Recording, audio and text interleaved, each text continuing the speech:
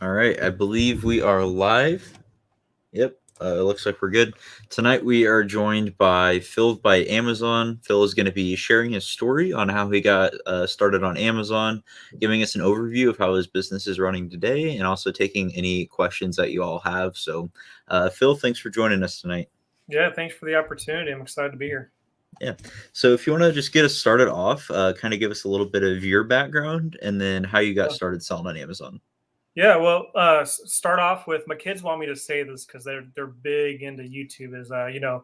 Hey, go smash that subscribe button for Logan. Give him some love. Yeah, Uh, smash that like button. yeah, there you go. I hear that all the time. This is a side note. They'll be playing video games and acting like they're streaming. So I hear that stuff all the time. But yeah, so I'm a fairly new seller. Just been selling since February of 2020 was when I started, and I had, like a lot of people you'll hear when they start doing Amazon and e-commerce is, um, had been looking at it, been watching videos, been hearing things, and that was my story. 2019, like the last part of 2019, I just was seeing a lot of these things, and um, at that time I was working a corporate job, and I was probably working like 50, 60 hours a week, and we were trying to get rid of a lot of some student loan debts, some other things, and so I was just looking for things to do on the side.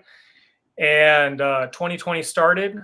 Didn't know what was ahead in the next few months, but I said, I'm just going to try this because I see all this stuff and it seems to be working for a lot of people. So signed up for an account, and um, I only started with used books, and so I did that all through 2020. I didn't branch out into any other category until February of 2021, which, looking back, hindsight, I wish I would have branched out during that time, because especially doing used books, it was good up until about April of 2020. And then finding thrift stores and Goodwills and things like that were open and allowing people to come in was pretty tough. But yeah, that's how I started. So just did that pretty much part time. I would just go source on Saturdays, maybe a little bit on Sundays, but you know, basically on the weekend, source and ship it out on Mondays. Awesome. Um, so do you remember who some of those, you said you were like watching videos and stuff. Do you remember who some of those content creators were that kind of originally got you into the game? A lot of them I think were like TikTok videos. So Okay.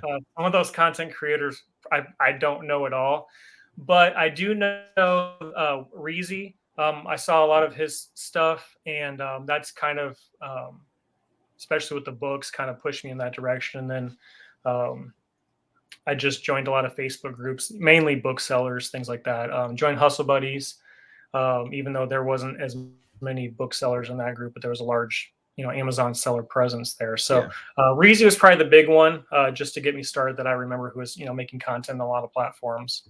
Okay, cool. And then you said you used to, are you still working in that job or are you full-time Amazon now? Yep, full time.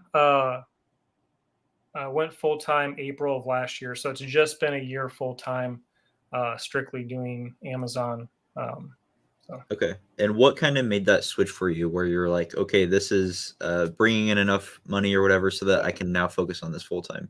yeah, it's funny. It was for me. It was more once the ball started rolling. My first light bulb moment where I was like I could do this full time was actually textbook season that first year, which for booksellers, textbook season's like almost like Q4. So I think I did like 5,000 in sales, and I was like, I could do this full time. And so, that first year doing only used books, we paid off all of our debt, which was nice. And so that allowed me last year just to bankroll a few months where I could do full time. And, for me, it was a lot of just having the, number one, the freedom kind of to do what I wanted to do on my own terms, and being happy overall. So when I first went full time doing this, um, it was still a little bit of a struggle to meet all of our commitments bill wise. For actually, it was really only about a month, and then sales just took off for me, and not having that debt really helped kind of make it happen, and it's just kind of grown steadily from there. So Awesome. Yeah, a lot of people get into this business to kind of create, in any business, to create some kind of freedom for their lives. So whether that's escaping a job that they don't love, or just creating extra income so they have freedom to travel or enjoy other things, I think the motivating factor for a lot of people is going to be freedom. yeah. But some people are going to be stuck in that job, or they like that job and they want to stay there. So what's some advice that you have for someone who is working either a full or part-time job, but also wants to, have the time to start an Amazon business? Sure. I'll go back to, like I said, I just dumping debt for us was big. And if you don't have debt, then I would just really seriously look at number one, are you happy doing what you're doing? I was at the job that I left, I was there for 21 years. And it was a really good company to work for up until about the last 3 years. And it just got, there was some, internal things that change with how corporate America goes, and I just wasn't happy. So if you can live a little bit less below your means and be happier, then take the risk, because worst case scenario, you can always go back and get a job. And that's why I tell my wife sometimes. Actually, she is getting ready to quit her job and do this alongside of me, and she's a little bit more hesitant, you know, from the mindset of making sure security wise we're fine with all our obligations. And that's why I've had to tell her is like, listen, it's a good thing that our worst option is one of us might have to go and get a job, but we're you know I am much happier doing what I'm doing and having the freedom, even though sometimes the days go by very quick, whether I'm sourcing or doing whatever I'm doing. Um, but overall, I would say my quality of life is much higher. So if someone is, working a part-time job or a full-time job, sometimes you got to weigh those things. Like, we only have a limited amount of time here on earth, and none of us know how long that time is. But, we should be able to spend more than just what the typical retirement age to death is, being happier for ourselves and having some freedom. And, e-commerce provides a great opportunity, not just Amazon. There's a lot of platforms that people can do well, selling things online, and Amazon's just one of those avenues. Yeah, yeah, absolutely. Focus on, what's going to make you happy, and not sacrificing your quality of life just to, maybe sometimes you have to do that for stability and security, like you said, but focusing on what's going to make you happy. And talking a little bit more into that risk factor and the stability, people like, I'm only 20, people my age and like just younger people in general realize that like this is the time where it's okay to be taking those risks, where you don't have those obligations of like a family to support, all these bills coming in, whatever. It's okay to be more risky while you're young, in my opinion. Would you Oh, agree with that? yeah, oh, absolutely. I mean, and with technology advancement, uh, all of that things that go along with that. I mean, you can fail at whatever you're trying and have so much more opportunities.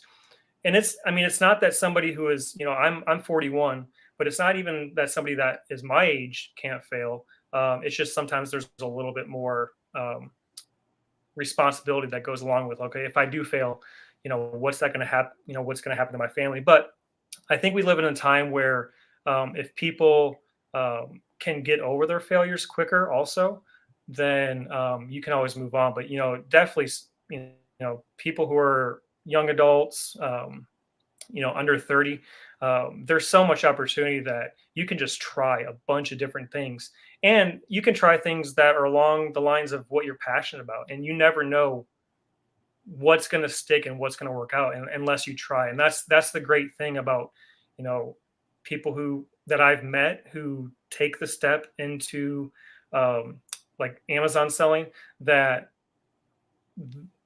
without taking that risk, they never know if it was going to work. And almost everyone that I've met who has stuck with it and kind of worked through some of those failures have found out that the reward far outweighs the risk. Yeah, absolutely. So you said that you started off with used books. Can you give us an overview of how your business is operating today? Yep. So today I do kind of a mixture of everything. So I sell on Amazon, and I've only recently started doing more OA. Probably in January, I kind of made that transition to do a little bit more OA, and now the past 2 months has probably been 90% OA. I do RA, and I still mess with books. Books have a great ROI if you can kind of know what you're doing. And then I do a little bit of private label, which I'm looking to scale that this year as well. And um, I sell on Walmart, and I do some eBay stuff. Okay.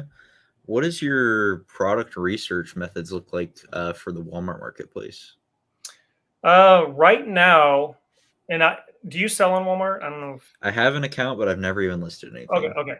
So have you used their Seller Central? I have not. Okay. So the one Walmart is really nice because there's way less competition. And what I've actually done really well with is actually um, beauty and toys that I've been gated in on Amazon. The one thing with Walmart right now that in the past, I'd say month and a half, 2 months, they've actually made some good changes, but the Seller Central end is not very user friendly. It's pretty horrible, in my opinion.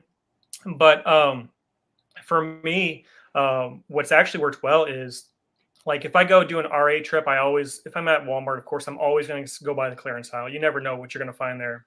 And with the Walmart app, if I do the scan and go feature, which can give you like hidden clearance prices that if you're not using the scan and go feature, doesn't always show you. I can pull up and scan an item, and if Walmart's not on the listing and I see it's a third-party seller, automatically then I'm switching to Scoutify or the Amazon app to see what it's going for on Amazon. And I've been able to flip a lot of clearance products from Walmart to Walmart. In fact, I sent out a few boxes today of just clearance beauty products that I probably could have sold on Amazon, but I would have made like $1, and selling them on Walmart, I'm making like $5 a unit. Oh, So the nice thing is there's less competition, and that's been my strategy so far. Part of my goal this year was ramping up the OA to where I could spend more time scaling Walmart. And so the next 2 months, that's the plan is to do a little bit more. I just got approved for WFS, which is Walmart Fulfillment Service, which is just like, Amazon FBA. And so that'll be nice if I can get that going because right now it's all been pretty much merchant fulfilled for Walmart. So okay. What's the application and approval process like for the WFS program? um, it was just clicking the link Okay. that popped up. Um, if you've already applied and been approved to sell in Walmart, there's really no more hoops to go through for WFS.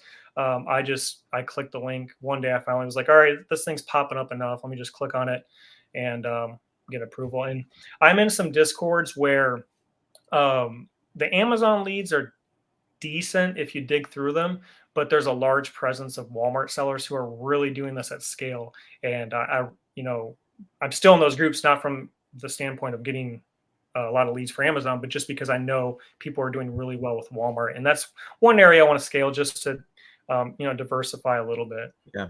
Yeah. Um, okay. So there's no Keepa for Walmart, is there? There's no Keepa for Walmart. That's one of those things that you really can't check. But um, you know, like for instance, the beauty products, a lot of those are fairly cheap. So, I might not go super heavy on it to where it's taken up a lot of capital, but I might go, I might buy 10 if they're on the shelf for, $4. And I know that um, they're going for 18 to $20 from third party sellers. And if it sits at my house for a month and a half, I'm fine with that because for me, it's almost like something on eBay that might sit at my house for a little bit. A lot of the toys move much quicker, and so with those, there's no Keepa, but I'm dealing with like a limited amount of categories. I know some people do well with grocery also, especially with bundles. I haven't done any grocery on Walmart, even though I do a lot on Amazon. Okay. Do they have even like a sales rank concept or anything like that? Nope. No, man, it's like No, buying wine. and I don't know what Amazon looked like, their Seller Central like 10, 15 years ago. But from what I hear people talk about, I almost imagine that Walmart right now is what Amazon looked like, maybe a decade ago. Yeah. They've made some improvements. Like right now, I haven't looked at it much. I just noticed it last week. There's something with a repricer Hmm. on Walmart. So they're slowly making changes. But when I started last year, it's not great. Have you heard of DataSpark? I have not. No.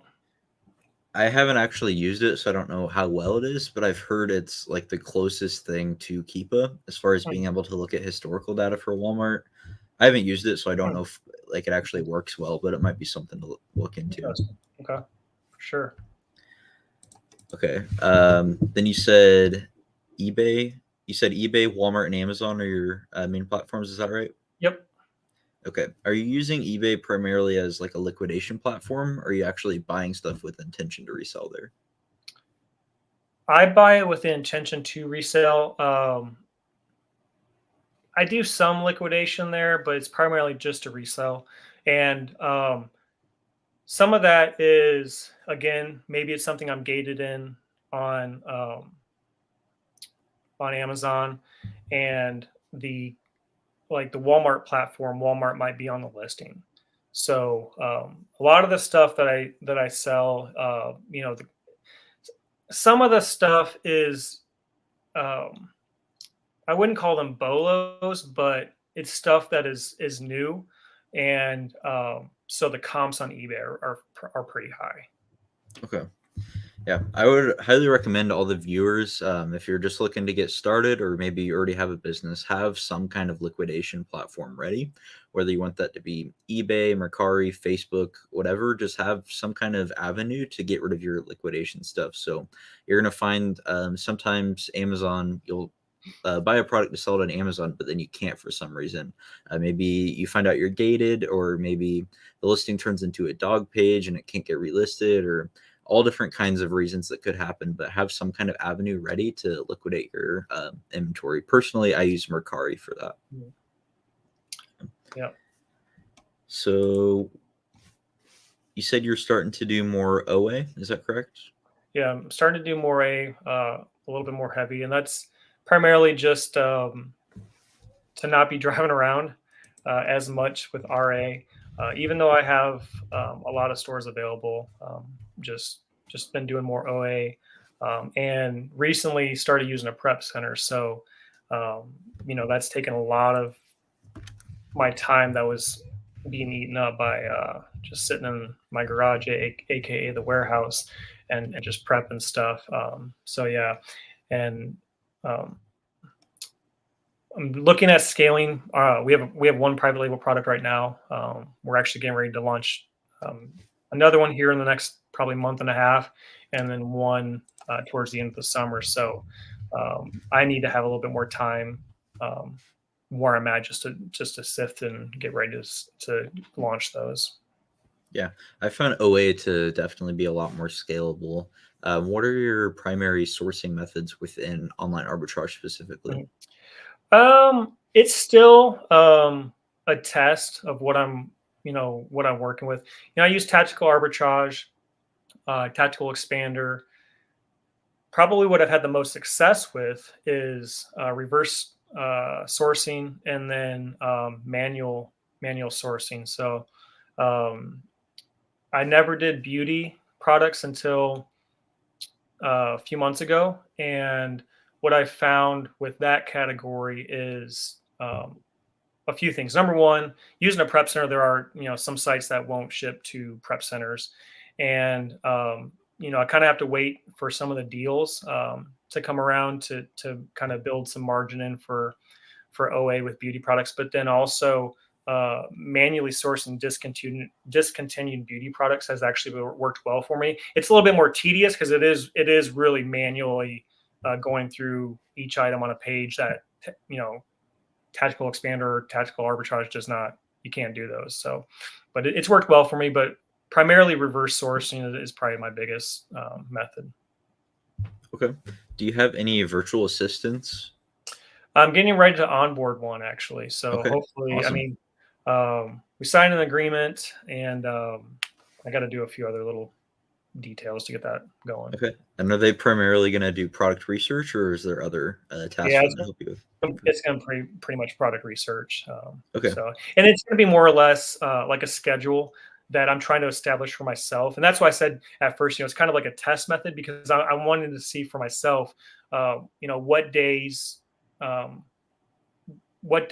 and certain tasks are working for me, that I can just hand that off and just, have those warm leads or fresh leads kind of there for me to review.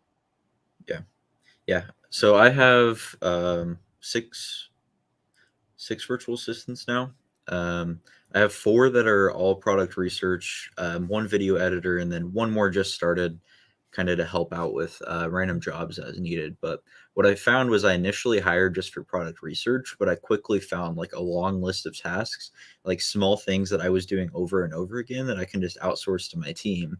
And then that'll allow me to focus on more big picture stuff, or just things that I shouldn't be doing over and over again. Like now my VAs handle repricing, following up on missing orders, managing all back end account stuff, feedback removal. The list just goes on and on of things that I was doing over and over several times a week, but now I'm able to outsource those.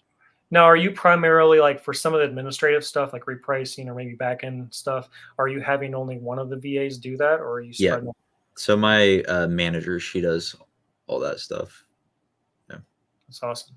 How long did it take you to go from 1 to 2 or 1 to 4?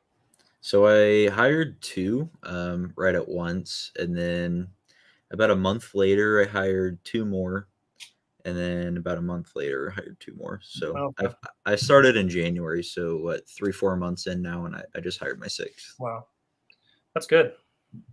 Yeah, definitely recommend it. It's I would say it's one of the best decisions I made in order to scale, just because you're freeing up your time on those repetitive tasks, and also just getting Right. access to a lot more leads.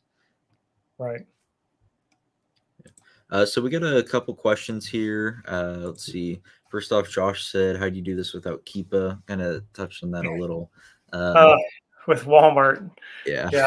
Amazon, it's all Keepa. So yeah, Walmart, it's like I said, it takes a little bit to figure out, but you can, uh, again, I'm doing this on a very small scale, but you can find which categories actually work, and there's actually several brands that um, Walmart sells, but they must have so much velocity that um, I get quite a few sales. And Walmart's on the listing.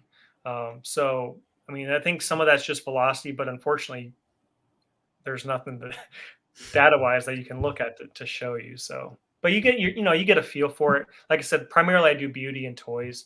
I'm looking at getting our private label product on there, just as like a test run to see how that works, because I have competitors on the Amazon side for private label that are selling their same products on Walmart. So I know there's a niche for that. Okay. Cisco says, "Does donation work for tax write-off?" That came in after I was talking about that liquidation platform. Yeah, that can definitely be the answer sometimes. It can just be unsellable inventory because you really can't liquidate it anywhere, and then you just take that cost of goods as a tax write-off for my business, and set this up however you want. But I tell the person who manages my Mercari store, my virtual assistant who does that, if you're not going to be able to get a payout of at least $4, don't list it, and we'll just kind of use it as a tax write-off, because I don't want to go through the process of having him list, do customer service, having to store the item, pack the item, ship the item, all that, if I'm not going to get at least $4. So in that case, I'm just going to take a tax write-off on the product. Yeah, and I know some people also will get the receipt if they take things to like a Goodwill or a thrift store. Also, just for that donation part of it. Touching back on PL, what are ways you have used to find your products? And could you actually just give us, like, I don't know, kind of a snapshot of your whole private label operation? Because I personally don't know hardly anything about private Yep. label. Yeah. So one thing that I've noticed in the Amazon space is a lot more people are more readily, um, apt to go into wholesale instead of private label. And I think private label has this reputation, like there's way more risk with private label than there is with wholesale, even though and also I think it's a myth that you have to spend a ton of money to get into private label. When what I've seen with people, I haven't taken any wholesale courses or anything like that. I've just watched, some videos and seen people who are doing really well with wholesale talk about how they got started. And honestly, you can get into private label with a small investment. My I mean, small is relative, right? My first order for my private label product was $3,000, and that was half to start the order, and then half when they were done with production 30 days later. So for me, I would say that I'm not super risk averse, but on the other hand, I try to minimize the amount of risk that I'm taking by doing, it's just like you using Keepa to do product research. If you're not using Keepa, well, you are taking a risk much larger than if you're using Keepa. So for me with private label, I vet what I'm going to do very heavily. In fact, I've never even used Helium 10. I used Jungle Scout a little bit to research my first product, but I found that just looking at the data of Keepa charts for what the competition was doing gave me a good picture of the niche that I was going into. And the thing with private label is that, in arbitrage, you're competing solely on price, and it's how much of a margin can you make. So, I bought something recently on Walmart clearance, and it was retailing for like $4.50, but I got it for $1.50, and I have it listed for $10 because of the new small and light fee requirements. The next lowest person is like, I think when I looked the other day, it was like $12.95. So they're almost $3 more in price than me, and they're probably looking at me and like, oh, this guy's just tanking the price. This guy's an idiot. But because of the small and light fees, I'm actually making 30 cents more a unit than they are at their price. And so, with arbitrage, it's all about you're competing on price and the margin you can make. With private label, the competition is on what's unique about your product, and that can be several things. Now, if you can combine all of these things, that's the magic sauce. So you can compete on your listing quality. Sometimes a listing might have like, a bullet point or 2 bullet points, and it's like, let's say coffee tumbler. The description of the bullet points might be coffee tumbler steel, and that's it. Well, you can optimize that with a copywriter who actually does copywriting, not just like even. I mean, I know people find them on Fiverr, but you can optimize your listing just on the description. You can optimize it just on the photos. You see it all the time with arbitrage photos. It looks like somebody just took their iPhone and put something on the mattress, and you see the pillow behind it and just took a picture, even though it's supposed to have a white background. So you can optimize it by your photos. And then the best thing, not just to have it maybe a lower price point, is really, and this is what I do, is I look through the reviews of a product or a niche, and you look at, okay, and especially more of the recent reviews, because if you're looking at something from 4 years ago, it's obviously probably been fixed and improved. But you can look at, what are people saying that they liked or they didn't like, and can you add that? Or if you look at a listing and it says frequently bought together, well, is anybody in that niche offering that as a bundle? Because you could bundle that, and that could be a selling point, because a person is already buying A and B. What if you combine them together, and then you had really good photos and a really good listing? Now you're putting yourself in competition with people who might have a year down the road of sales, but they're not offering that bundle. Or if everyone is offering a 3-pack, but you see people saying, man, I bought 2 of these or 3 of these. Well, is anybody offering a 6-pack or a 9-pack? So when I do private label research, that's really some of the things that I start looking at. In fact, I was reverse sourcing a person who is local to me, and I just noticed that they're on some of the listings, and I was just going through their storefront, and I noticed that they had a private label product. So I was like, that's interesting, because the listing is not very good at all. And so I just started doing some research in it and found out that it's actually a US based supplier that they're getting it from. And so that's one of the products that I'm going to be launching, is just taking something from the US supplier that they're already getting it from, optimizing the listing with better photos, because they just took it with their phone. You can obviously tell. Optimizing the description, and with brand registry on for private label is super well. It's very important, because you can get hijackers off the listing. But basically, I just took that idea and was like, all right, how can I improve this? And what can I do to bundle it to make it, make it unique? And with private label, it really comes down to what's the unique selling point that you're offering versus just, competing on price. And then obviously you do look at what are the margins. So like when I'm looking at launching a product, like the one that we're getting ready to launch, I basically just looked at historically, out of like the top 10 sellers in that category or that niche on that page, what's the lowest point that they've sold it for? And usually it's when they launched, but what's the lowest point that they've sold it for? And if I launch at that price, am I still profitable? If I am, then that's just another check mark off of that, list, to minimize some of the risk. Because it is a little bit more of an investment doing private label, but just like wholesale, I mean, the nice thing with wholesale is usually you're getting a brand that has history and data, versus just a standalone product. So kind of a long description, but that's kind of my some of my mindset with private label. To me, it just does not seem as scary or hard as anything else. Yeah, I liked that tidbit about looking at the frequently bought together and seeing what bundles you can create. Like even on the arbitrage space, I know this is something that I'm not doing. So I look at the frequently bought together to see what other products might be profitable. But I'm definitely sleeping on, being able to create bundles, or like you said, if a 4-pack is selling really well, maybe create a 6-pack variation, something like that. Yeah, and I know people really do well with the arbitrage stuff with that. Like if you don't do grocery, like a lot of people will bundle cake mix and cake frosting.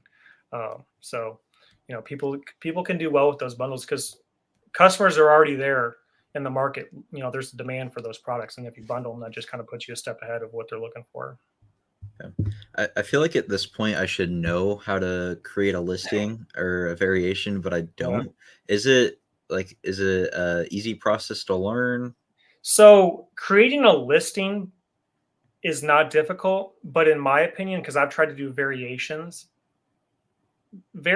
to me seem like they can be a little bit more of a pain than just creating a listing from scratch. Okay. So, and I don't know if it's because for me, it's been clothing and shoes that I've tried to create variations on, and it just seems like it's more of a pain than like being able to create a listing from scratch. Okay. Yeah, I'm gonna try that out this week. I'm gonna find some products that I can bundle together and create a listing. Even if it's not a success, I need to get that process, and it's something that I should definitely know 2 years in. Yeah, and people, like I said, I know some people who do very well with it, because again, the demand's there for whatever you're bundling together, and if you throw a little advertising or PPC spend on that, then that can move you up the rankings in Amazon's eyes to get you in front of those customers. Do you have a separate Amazon account for your private label? I'm getting ready to separate those. I do not, but since I'm launching another product, I am going to separate those. Okay. Is it a new product under the same brand? It will, yeah, it'll be a new product under the same brand. I'm staying in the same category in the same niche because one of the most important things with not just private label, but even any other model is making sure that you stay in stock, and also having those roots, so to speak. So like if I have a product under the same brand and it's in the same category, then if I have product A and it's there and I'm not running out of stock, I'm keeping it stocked, the sales are rolling along, PPC spend is good and it's under control. Well, that is going to help grow roots. But when I put product B in the same category for, let's just say again, coffee tumblers. Well, if product A is a coffee tumbler and then product B is like a tumbler straw, well, some of those keywords and some of those eyeballs are going to interact and actually give strength to both products, um, you know, under the same umbrella. What are some of your goals for your business this year? Goals for my business. So I would like to say $1 million for Amazon. I don't know if that's going to happen. I think it's going to depend a lot on Q4. But my first year I did 31 in revenue.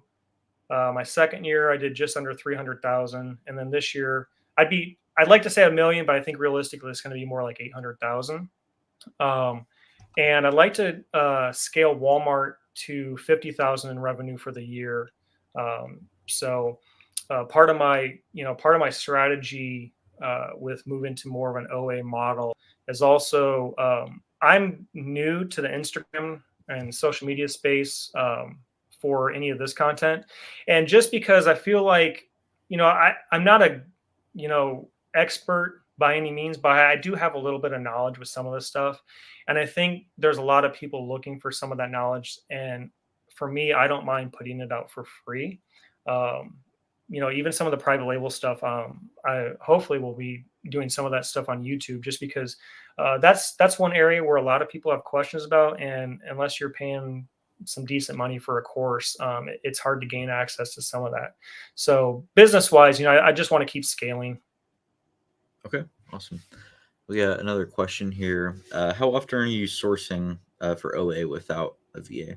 24/7, 65. Always sourcing. Yeah, it never stops. So yeah, just always. What is your why behind having this business? What kind of motivates you? What do you want this business to accomplish? Yeah, for me, number one, it's freedom of time, and then financial freedom. And that's the one thing that I've really noticed, again, going back to just moving heavily into OA, is that I don't have to be tied to a certain place to make money. But my why is really just freedom. And like you said earlier, a lot of entrepreneurs, a lot of business owners, that's kind of why they got into it. But at the same time, I'm learning, just like you said, with getting VAs to do certain tasks, that I didn't leave a job to create more jobs for myself. So yeah, that's my big why, is just freedom. So and it's worked out that way. Yeah, absolutely. A lot of people start a business to leave a job, but then become more trapped and enslaved to their own business than they were in that job. So Oh yeah. I'm really passionate about talking to people about remember why you started this business. It was most likely for freedom. Set the business up in a position to where like your time can actually be freed. So for me, my goal is to get the business to a point where I'm pretty much completely removed from it, to where I don't have to do anything if I don't want to, or need to run the actual business. So don't start a business and then just become enslaved to that. Figure out a way to outsource as much as you can. Yeah, and that's one thing too. At whatever stage you are, I think you have to. Someone said that it's just as important to work on the business as you are in the business. And I'm a big believer in personal growth, and so I'm always looking for ways. And sometimes the lessons come a little bit slower for me, but at some point you realize, and it's usually because of stress or unhappiness, like you realize that there's a bottleneck, and you have to do something. Like you said, eventually removing yourself from the business is the ultimate bottleneck remover, because then it's not running on autopilot, but uh, it's very similar to doing that. And so I've learned, if something can save me some time, because my time is the most valuable asset that I have, then I just have to look at what the cost, ratio is. So, this is kind of funny, but when I started again, I'm just doing used books. Like I only listed on Seller Central. So, and it was probably a good maybe 7 or 8 months. So I was going to like the Goodwill or the thrift store, getting a bunch of books, coming home, listing those books on a spreadsheet so I'd have a way to track it, and then entering those into Seller Central to create, my shipment plans. And then I switched to Inventory Lab, and I was like, why, why didn't I do this way sooner? Because what took me like 4 hours now took me like 30 minutes. And just learning what those bottlenecks are can be a huge time saver, which if you're freeing up your time, then you're freeing up those opportunities to make more money. Because, like with RA, I know that I can go into a store, and if I know exactly what I'm looking for, or if I'm going to spend a little bit of time scanning, that I know that easily I can make 60 to $100 an hour. And so I look at it as like, okay, if I go in and, in 30 minutes, I haven't found hardly anything, I'm moving on, because I know I can go down the road and maybe find something a little bit better. But with OA, I'm not, for one, driving around, and then like using a prep center now. Not only is it freeing up my time to source, but I'm taking that workload. And I got to the point where I either needed to hire somebody or I needed to do a prep center because of how much inventory I was sending in myself. That I found the bottleneck is I had more money to spend than I had time. And so, again, slower lessons for me to learn, but I think you have to learn that it's a great opportunity to be in business for yourself, but you don't want to do it at the cost of your time, your happiness, the things that you started out doing it for. Yeah, definitely. And even if you're not trying to, remove yourself from the business, you're okay with working 40, 50, 60, whatever hours a week. You still need to recognize the value of your time, like you said, and focus on your highest ROI. So for most of us, that's going to be sourcing and buying inventory. So we should be focusing on those things. When you can outsource prep for 10, 15 bucks an hour or a couple bucks a unit or less to a prep center, focus on your highest value tasks and where the money is actually made and where you can best utilize your skill set in the business. Yeah, but I look at like the prep center, there's a certain threshold where, because my prep center is in a tax-free state, there's a certain threshold where, the cost of what sales tax would be is either negligent or I'm making more money. But I look at it also as, if the cost is less, then, if I'm still paying 70 cents for them to receive the items, check it in, inspect it, sticker it, box it, and send it out, I'm happy with paying that 70 cents, or even if it's $1, depending on what the profit is, because that's one less task that I have to do. And then also, if I had employees of my own, then it's dependent on me having a location for them to be at, which right now would be my house. So if I want to travel, it's going to be hard for them to maybe gain access to my house if I don't want them to. But also having to manage that oversight. Whereas like with a prep center, if you have somebody who has a track record or has been in the Amazon space, that you can have a little bit of, assurance that, hey, my products are in good hands. Yeah, absolutely. Prep is like the first thing that you need to outsource whenever you're trying to scale or free up your time. And there's two different ways to do that. You can, pay someone else or use a prep center. If you can get in a tax-free state, the prep center is pretty much almost always going to be the better option, in my opinion, like you said, just because of those tax savings. I'm actually launching a prep center in a couple weeks if anybody is interested. It is in tax-free Delaware. But maybe sometimes the prep help is going to be better for you just because maybe you're already in a tax-free state, or maybe your cost of goods is really cheap, so you're not really taking advantage of the tax savings, and you can outsource for 10 to 15 an hour. So weigh the options, pros and cons, prep help or hiring prep help or prep center. But if you're looking to scale, outsourcing your prep in one way or another is going to be one of the first things you need to do. All right. So do you have any advice for somebody just starting out? Just just um, just start with where you're at, and don't really worry about what other people are doing as far as things, screenshots, things that they're posting. Everyone starts out at zero, even the start of the month. So just start, and just find out how the process works. So just send something in that you can make money on. And if you're just starting out, hopefully you're watching some videos, hopefully you're gaining some knowledge on how that process works, how you can find out if things are profitable. But just send it in, and then once you send that first shipment in and you get a sale or get a couple sales, send another one in. And that's literally how it works. Just you got to start somewhere, and then the way you grow is you just send more stuff in. Yeah, absolutely. Well, Phil, thanks for coming on. I know you're on Instagram. Where can everybody find you? Yeah, so I'm on Instagram, filled_by_Amazon. So filled by Amazon.